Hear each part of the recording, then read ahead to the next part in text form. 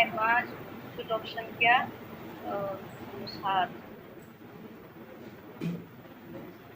योग युक्त विश्वनाथम विजातम जेतीन्द्रिय सर्वभूता भूतांतम भूता तमा पूर्वा त्रिदीप्यते।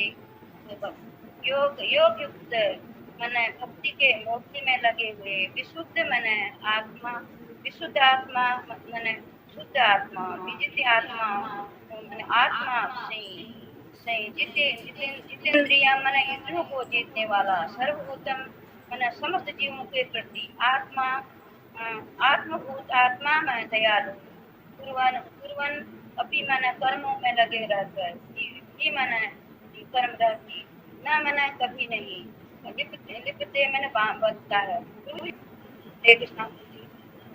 इस जो भक्ति भाव से कर्म करता है, जो विशुद्ध आत्मा है और अपने मन तथा इंद्रियों को बस में रखता है, वो सर्वों को प्रिय होता है और सभी लोग उसे प्रिय होते हैं। ऐसा व्यक्ति कर्म करता हुआ भी कभी नहीं करता है। भगवान इसमें यही बता रहे हैं कि जैसे भक्ति में जैसे जो भी भक्ति के अंदर लग जाता है, भक्ति का भाव उसके अंदर होता है, तो वो जब कर्म करता है तो वो विशुद्ध आत्मा से, अपनी शुद्ध आत्मा से उन कार्य को करता है और उस कार्य में अपने मन को, इंद्रियों को बस में रखता है और जितने भी उसके अंदर की भावना, गलत भावना, उसको मतलब दूर करके अपने भक्ति के अंदर, अपने मतलब इसके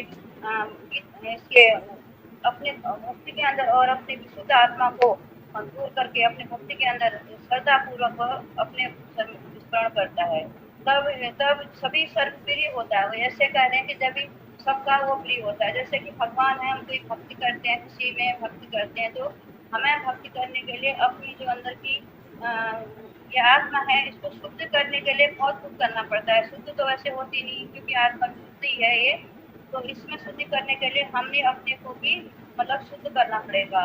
वो शुद्ध कैसे करना पड़ेगा कि जैसे कहीं कोई गलत वक्त हो रहा, गलत काम हो रहे, गलत चीजें हो रही हैं, तो उस जगह पे हमने मतलब अनादेखी करके वहां से हटना पड़ेगा। हटके हमें जो कि इसमें भक्ति में लग सके, भक्ति भाव से अपने कर्म के साथ इस भक्ति को कर सके। और विशुद्ध आत्मा, जो हमारी आत्मा है, ये विशुद्ध है। इसको शुद्धि जब भगवान की भक्ति जानने में से, भगवान के आचरण करने से तभी ये शुद्ध आत्मा बनती है और अपने मन तथा इंद्रियों को बस में रखता है।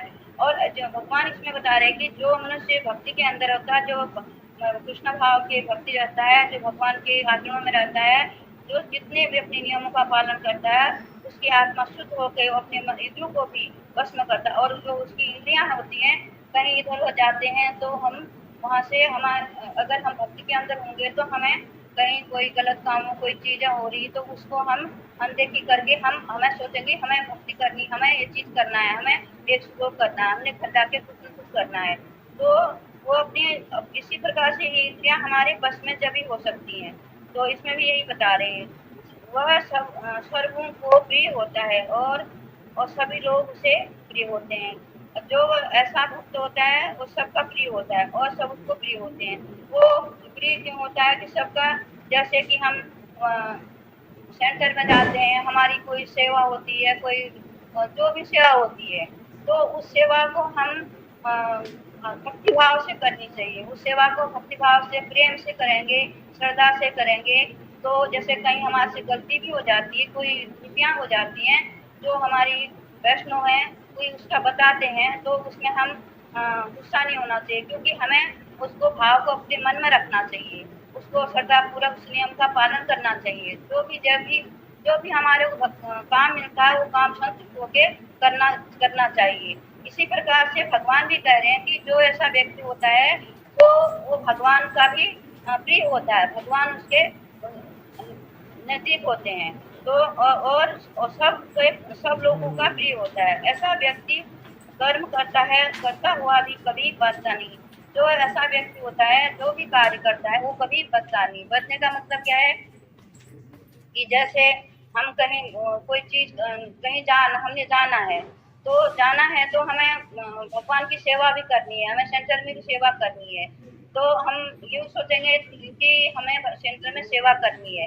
अगर हमारे अंदर भक्ति नहीं होगी, श्रद्धा नहीं होगी, तो हम सोचेंगे ठीक है कोई बात नहीं, अब वो काम है उसको काम को करके जाती हूँ, ये काम करेंगे जब जाके हम भगवान की सेवा कर सकेंगे, तो सेवा तो हो ही जाएगी जैसे उससे कर ही लेंगे। पर इसमें ऐसा नहीं है कि जो भी हमने करना है भक्ति भाव से करना है। भगवान में बदता है, जैसे पतंग होती है और पतंग होती है तो पतंग में उसको डोर से उड़ाते हैं। तो इसी प्रकार जो हमारी अंदर की पतंग है, हमारे अंदर की डोर है, इस डोर को हमने मतलब उड़ाना पड़ेगा। उड़ाना कैसे पड़ेगा कि जैसे वो सत्य से उड़ाने के लिए हमें भगवान की शरण में जाना है। भगवान की शरण में जाने के लिए अपनी आत्मा को शुद्धि करने के लिए, अपने भावों को शुद्धि करने के लिए निष्ठापूर्वक भक्ति भाव से जो हमारी इंद्रियां हैं, जो हमारे अंदर के गलत भावना, गलत विचार हैं, इनको दूर करके हमने भक्ति के अंदर जाना है। तो जैसे पतंग उड़ती है तो पतंग आकाश को उड़ती है, तो इतना तो उड़ नहीं पाता, पर भगवान ऐसे कहते हैं कि जितना मतलब मैं चाहता हूँ मेरे अनुसरण में, जो मेरे भक्ति मेरे अनुसरण में आता है वो मेरे सब प्रिय है, जो मेरा आदर करता है और मेरे भक्ति भाव से मेरी पूजा करता है। जैसे कि हम मंदिर है, मंदिर में सुबह भी हम आरती करते हैं। जब कभी ऐसा भी हो जाता है सुबह गलती से नहीं कर पाते हैं, देर में करते हैं, तो देर में करते हैं तो हमने वो नियम से करना चाहिए, उसको भक्ति भाव से करना चाहिए और श्रद्धा से करना चाहिए। यूँ नहीं देर हो गई तो हम ऐसे करते हैं ना, वो करना चाहिए, क्योंकि जब तक वो उसको नहीं करेंगे हमारे अंदर की शुद्धिकरण नहीं होगा और हम शुद्ध नहीं होंगे। और इसी प्रकार से हम ऐसा करते रहेंगे तो हम अपने कर्मों से बनेंगे नहीं, क्योंकि हम शुद्ध होके अपने भगवान की भक्ति में जा सकते हैं, विपुल होकर जा सकते हैं। कोई भी संस्था लोग घर में हमारे जो भी काम है उसको छोड़ के भक्ति में जा सकते हैं। भक्त का यही कर्तव्य होता है। हरे कृष्ण, सबको कृपा की जयता करे। जो कृष्णा भावमर्थ के कारण मुक्ति पथ पर है वह प्रत्येक जीव का प्रिय होता है। भगवान इसमें यही बता रहे हैं, जो भगवान कृष्ण भाव के मुझ पर जो कृष्ण की भक्ति करता है और उसके मुक्ति पद अपनी मुक्ति के लिए, वो जो पद है हमारी मुक्ति के लिए, वो हम क्योंकि भगवान की शरण जाएंगे, भगवान की भक्ति करेंगे तो हमारे मुक्ति जब ही मिलेगी। तो मुक्ति ऐसे नहीं मिलती, हम भगवान की शरण में जाने से, भगवान का आचरण करने से हमें मुक्ति मिलेगी। और ये कृष्णामृत का हमारा मुक्ति का पद है और ये हमारा जो है मुक्ति का रास्ता है, हमें सच्चा रास्ता दिखाने वाला है। जो भी हमें कीचड़ में पड़े हुए हैं, इस कीचड़ से निकाल के हमें शुद्धता से और भक्ति के अंदर जाने वाला भगवत गीता का ही आचरण है, इसका ही उपचार है और वह प्रत्येक जीव को प्रिय होता है और प्रत्येक जीव उसके लिए प्यारे होते हैं। भगवान इसमें कहते हैं, भगवान जितना भी हम भगवान की करते हैं कि हमारी भक्ति कम है, हम भक्ति कर ही नहीं पाते हैं, कुछ भी नहीं कर पाते भगवान के लिए, क्योंकि हम अपनी अंदर की चेष्टाएं में ही रहते हैं, इतना हम कर नहीं पाते हैं। फिर भी हम भगवान के लिए जो कुछ भी करते हैं हमें श्रद्धापूर्वक और अपने नियमों के अनुसार, अपने कर्तव्य के अनुसार ये चीजें हमें करनी चाहिए। कि जैसे कि प्रत्येक जीव जंतु, जैसे पशु पक्षी हैं, वो भी बहुत अपने बच्चों को प्रिय होते हैं, अपने बच्चों को प्यार करते हैं, बहुत प्यार करते हैं। चिड़िया होती है, घोंसला में अपने बच्चों के लिए घोंसला बनाती है। इसी प्रकार से हमें घोंसला बनाना है, क्योंकि हमें भगवान की भक्ति के घोंसला बनाना है। उस घोंसले के अंदर हमने पिंजरे में जाना है, तो हम उस भगवान के पिंजरे में पड़ेंगे जब हमें और भगवान की भक्ति मिलेगी, तभी भगवान का हमें आचरण, भगवान का शुद्धिकरण तभी हम होंगे। और यह कृष्णामृत के कारण होता है। ऐसा व्यक्ति किसी भी जीव और कृष्ण के पृथक नहीं सोच पाता है, जिस प्रकार वृक्ष की पत्तियां, टहनियां वृक्ष भिन्न नहीं होती है। अब इसमें बताया गया कि जैसे जो व्यक्ति होता है, जीव अपने को ही सोचता, अपने लिए करता है, अपने कार्य करता है, तो वो जीव भगवान की भक्ति के कभी भी वो उसका अनुसरण नहीं कर सकता है। और जो कृष्ण भक्ति में होगा, कृष्ण के अंधार होगा, गुरु की आज्ञा का पालन करेगा, वैष्णव के साथ रहेंगे, तो हमें पृथक सोच का पता लगेगा। सोच का पता ऐसा मतलब कि जैसे कहीं हमें कुछ आता है, हमें गलत कुछ चीज हो रही है, तो हम भक्तों से और गुरु से, अपने शिक्षा गुरु से, दीक्षा गुरु से, इनसे उसको हम प्राप्त करेंगे। उसको प्राप्त करेंगे तो हमें ये सोच हमारी अच्छी बनेगी। इस प्रकार वृक्ष की पत्तियां में टहनियां वृक्ष में भिन्न होती हैं। जैसे पेड़ है, अब पेड़ में वृक्ष पत्तियां हैं, उन पत्तियों में पेड़ के नीचे हम पानी जल डालेंगे तभी वो पेड़ हमें फल देगा और उसमें पत्तियां तभी भिन्न होंगी। पत्ती जब भिन्न होंगी तो उसमें क्या होगा, उसमें पेड़ में फल लगेंगे। फल लगने के बाद जैसे फल लगते हैं तो पेड़ उग जाता है। इसी प्रकार से हमें जो है भगवान का आचरण है, इसमें नीम है, जो भगवान की नीम है, इसमें हमने अपने अंदर को भगवान का अमृत रस डालना है। अमृत रस का मतलब है भगवान का ज्ञान डालना है। भगवान को के जो शुद्धिकरण करने के लिए हमें आत्मा को शुद्धिकरण करना है। तो वो टहनियाँ पेड़ झुक जाता तो उसके फल के झुक जाता है। इसी प्रकार हमें झुकना चाहिए। जैसे हम यूं नहीं सोचते हाँ हमारे को सब कुछ आता है, हमें सब कुछ ज्ञान है, हम क्यों कहें, क्यों पूछें। तो ऐसे करेंगे तो हम कभी भी आगे बढ़ नहीं सकते हैं, आगे कुछ कर नहीं सकते।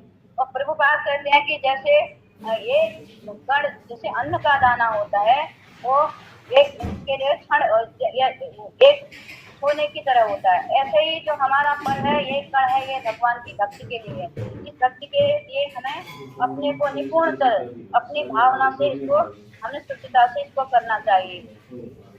वह भलीभांति जानता है कि वृक्ष की जड़ डाला डाला गया जल समस्त पत्तियों को टहनियों को फैला देता है। और वृक्ष भी अपने डाल सोचता है कि जो मेरे पे जल डला है तो ये मेरी टहनियाँ अच्छी हरी भरी होंगी। इसी प्रकार से जो भगवान की हमारी भक्ति है, जो हमारी भगवान की टहनियाँ है, जो ये हाथ पैर मुंह ज्ञान जो भी है भगवान का दिया हुआ है, भगवान। तो इसी प्रकार भगवान जी फैला रहे हैं। तो अथवा जड़ की डाल देता है, इसे समस्त पत्तियों की टहनियों में फैला जाता है। अथवा आमाशय के भोजन देने वाली शक्ति शक्ति स्वतः पूरे शरीर में फैल जाती है। तो क्योंकि विष्णु भावामृत में कर्म करने वाला सर्वों का दास होता है, अतः वह हर एक को प्रिय होता है। भगवान इसमें ये बता रहे कि जैसे हमारे जो आत्मा है, हम आत्मा के अंदर भोजन डाल रहे हैं, भोजन देंगे जब हमारी आत्मा हमें मतलब आगे के लिए हमें वो क्षमता देगी और हमें बोलने की शक्ति देगी और हमें अपना अभिनय देगी। और इतना और भोजन भी इतना ही करना चाहिए कि जितना हम पचा सकें। जैसे कि हमें 4 रोटी की भूख है, 3 खानी चाहिए। 3 खाने से क्या होगी कि हमारा शरीर जो होगा तंदुरुस्त होगा और उसमें कोई परेशानियां नहीं होगी। हम अच्छी तरह से और अपने जो भी है भक्ति का और जो भी कार्य हम अच्छी तरह कर पाएंगे। तो ये जो शरीर है, भोजन के बगैर शरीर नहीं चलता है, शरीर में भोजन फैलता है। तो क्योंकि कृष्ण भाव के कर्म करने वाला सर्वों का दास होता है, ऐसी प्रकार जो कृष्ण भाव के कर्म धर्म नियमों का पालन करता है और सबका दास होता है। हमें सबका दास बनना चाहिए, सबके प्रति होना चाहिए, सबकी आज्ञा का पालन करना चाहिए। अतः वह हर प्रकार की प्रिय होता है, हर चीज का प्यारा, सब चीज का प्यारा होता है। क्योंकि प्रत्येक व्यक्ति उसके कर्म से प्रसन्न में रहता है। भगवान यूँ कह रहे हैं कि जो हम जैसे कर्म करेंगे उसी प्रकार से हमें वो ही प्राप्ति होगी। इस प्राप्ति होगी तो हम कर्म करने से क्या होगा कि कर्म करना हमारे हाथ है, फल देना भगवान के हाथ है। तो हमने कर्म जब भी करेंगे, जब हम कर्म करेंगे तभी भक्ति के कर्म का प्रसन्नता रहेगी। और बिगैर कर्मों के अलावा हमें कुछ नहीं कर पाएंगे और कुछ हमारी चेतना जो है हमारी बिल्कुल शुद्ध नहीं रहती है। तो भगवान की भक्ति के अंदर जाने, भगवान का भाव करने से, भगवान की श्रद्धा करने से हमारी आत्मा भी शुद्ध रहेगी। क्योंकि उसकी चेतना शुद्ध हो रहती है। जो भगवान के साथ रहता है, भगवान के आचरण करता है, भगवान के नियमों का पालन करता है और अपने को मतलब संतुष्ट समझता है, चाहे कितना भी कष्ट हो, कितनी परेशानियों को अपने में वो देखता नहीं है। वो मतलब अपना संतुष्ट रहता है, वो भगवान के प्रति रहता है। तो जितनी भी परेशानियां आती हैं भगवान उसको भी पार लगा देते हैं। भगवान इतने दयालु हैं कि जो भी हम गलत चीज भी करते हैं, अगर हमें भगवान की शरण में जाना है, भगवान की भक्ति करी है तो हमें वो पार कर देते हैं, हर कुछ हमारी शुद्ध आत्मा को, चेतना को शुद्ध कर देते हैं। अतः उसका मन पूर्णतः निरंतर रहता है। ऐसे व्यक्ति का मन पूर्णतः मतलब शांत रहता है। जैसे हम ही हैं, हम कहीं कोई चीज होता है, कभी घर में मान लिया कोई ऐसी बातचीत हो गई, हम तू में हो गई, उसमें क्या है कि हम भगवान की भक्ति के अंदर गए हैं, तो हमें ये महसूस नहीं होता कि हमारे को क्या हुआ, तो हम उसको भूल जाते हैं। हमें अपनी भगवान की उसमें ही ध्यान रहता है कि जो हमारी बाहर की चीजें हैं, घर की चीजें हैं, वो हमें दूर हो जाती हैं। इसमें हमारा मन नहीं होता। उस टाइम थोड़ी देर के लिए होगा, फिर सोचेंगे हमें कुछ नहीं करना है, हमें कुछ नहीं देखना, और घर के प्रति हमारा कुछ भी ऐसा नहीं रहता है। तो भगवान यही कहते हैं कि इसमें वही शुद्ध आत्मा रहती है और मनोपूर्ण रहता है। मन की नियंत्रण होने से वो इंद्रियां संयत रहती हैं। अगर हमारा मन शुद्ध होगा तो हमारी इंद्रियां भी शुद्ध होंगी। और मन ही ये मन चंचल है, कभी इधर चलता है, कभी भटकता रहता है। इस मन को इकट्ठ करने के लिए हमें अपने को कष्ट देना पड़ेगा, अपने को मतलब इसमें दबाना पड़ेगा। जैसे कभी कोई चीज होता है, भगवान कहीं भी जाते हैं, कोई फल होता है, कोई कहीं शादी ब्याह होती है, कहीं कोई चीज पार्टी होती है, वहाँ तरह तरह के प्रसादम बना रहता है। तो इस मन को हमें इस प्रसादम से हटाना चाहिए, वहां से हमें हट जाना चाहिए, क्योंकि हमें भगवान की भक्ति के अंदर जाना है, भगवान की शरण में जाना है। इस मन को उस जगह पर नहीं लाना चाहिए जहाँ पर हमारे भगवान का आचरण ना होगा, भगवान की भक्ति ना हो रही हो, वहां पे हमें नहीं जाना चाहिए और वहां पे हमें इस प्रसाद वितरण नहीं करना चाहिए। और जैसे भी कहीं भी जाते हैं, किसी के घर में प्रसाद ग्रहण नहीं करना चाहिए। जो अपने वैष्णव हैं, उनके घर में प्रसाद ग्रहण करना चाहिए।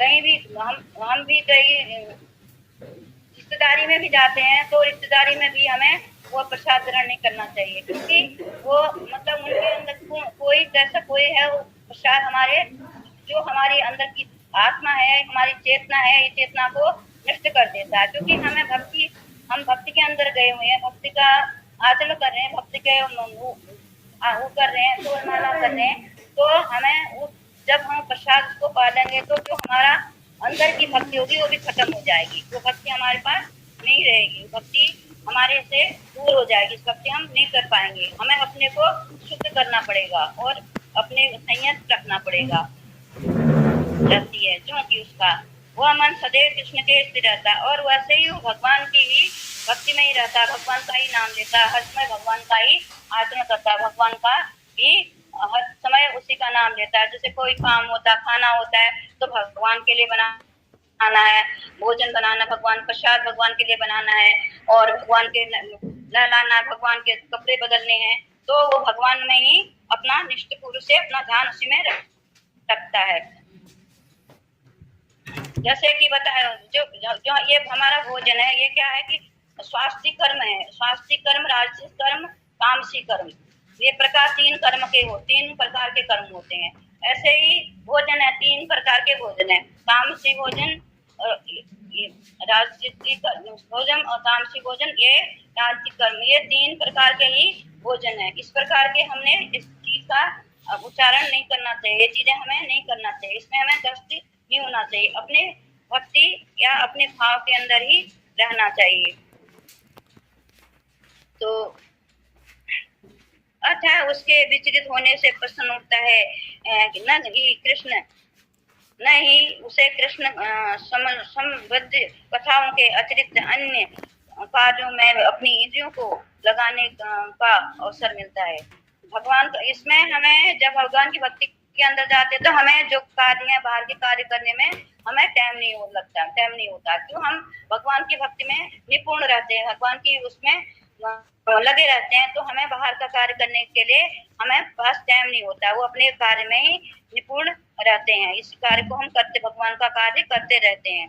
तो कृष्ण अर्पित भोजन करते इंद्रियों को अवसर मिलता है, और यह वह कृष्ण कथा अतिरिक्त और कुछ सुनना नहीं चाहता है। जो ऐसा व्यक्ति होगा जो भगवान की भक्ति में जाने, भगवान का आचरण करने वाला होगा, वो कभी भी ऐसी चीजों को पसंद नहीं करेगा, ऐसी चीजों में अपना मन मोहित नहीं करेगा, वो अपने ही को ही भगवान के ही कार्यों में वो सम्मानित रहेगा, उसी के साथ भगवान के ही आचरण करता ही रहेगा। वह कृष्ण को अर्पित किए हुए भोजन को अतिरिक्त अन्य अन्य कुछ भी नहीं चाहता है।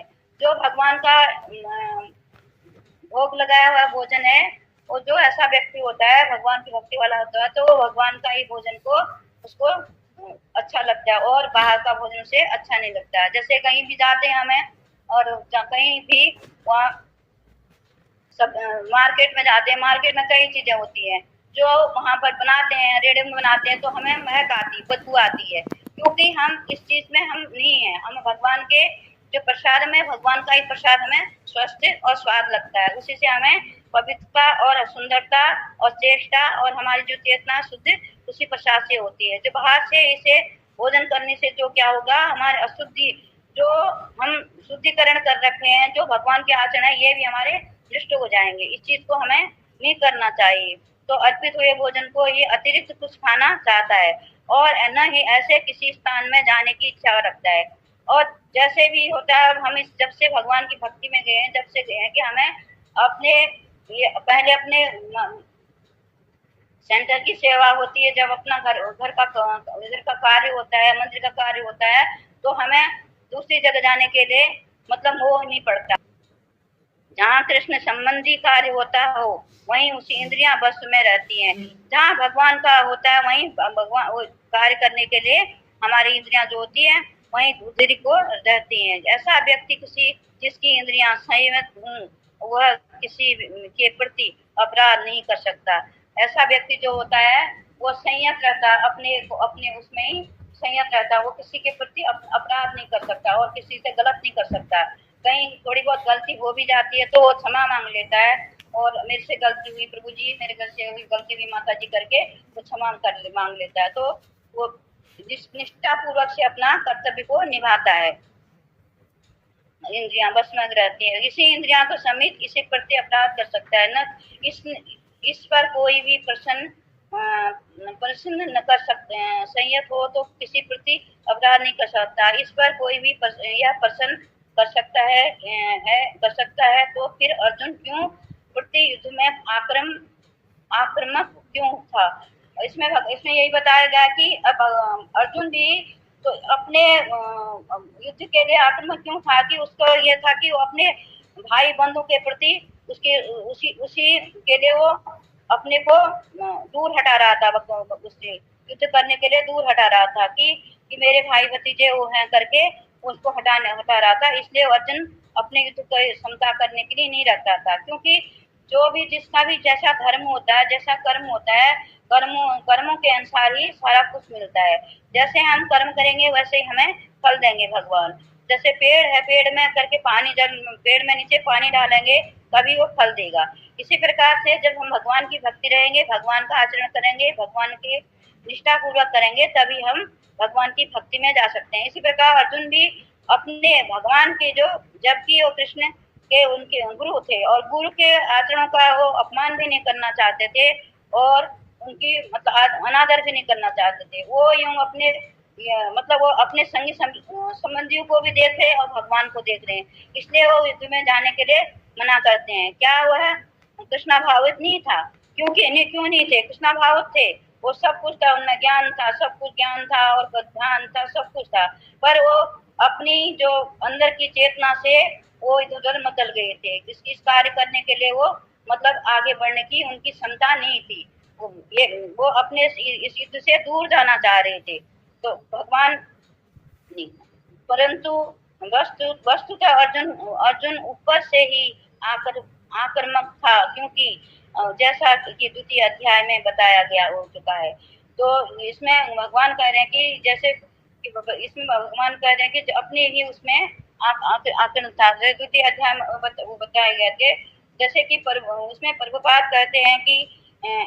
कहते हैं तपस्या कर सकता है वह मन की इंद्रियों को कैसे त्याग पाएगा।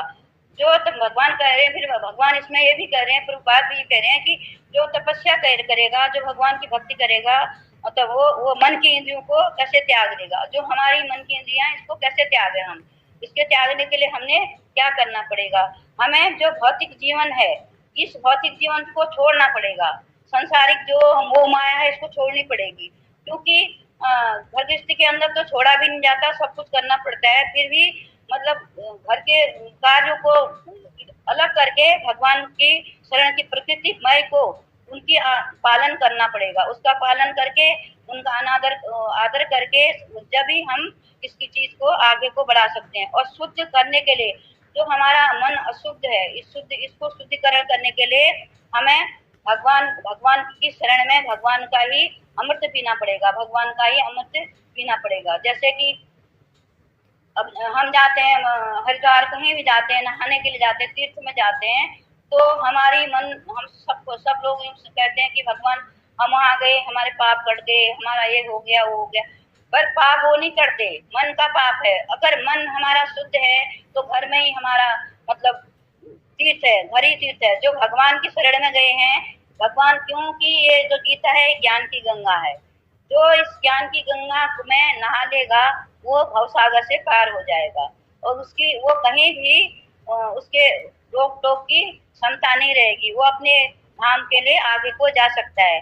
जैसे भगवान धाम जाने के लिए भी हमें कार्य करने पड़ते हैं। भगवान धाम तो वैसे भी नहीं जा सकते, फिर भी जो भी हम कर रहे हैं, ये क्या कर रहे हैं, भगवान की प्रतिष्ठा, भगवान की आज्ञा से, भगवान प्रभुपाद की आज्ञा से, शिक्षा गुरु की आज्ञा से और अपने भक्तों के सहयोग से हम आगे बढ़ने की कोशिश कर रहे हैं। इस कोशिश को हमने पार करना है। इस जो ज्ञान की गंगा है, इस ज्ञान की गंगा में ही नहाना है।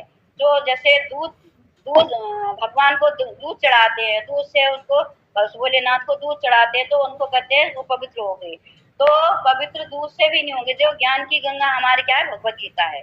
इसी में हमें मतलब यही ज्ञान की गंगा हमें पार लगाएगी। तो ये शरीर एक क्या है, नष्टमत है। इस शरीर के कुछ भी नहीं है, इसमें दुर्बलता, कठोरता, जितनी भी हमारे अंदर गंदगी है सारे शरीर के अंदर भरी पड़ी है।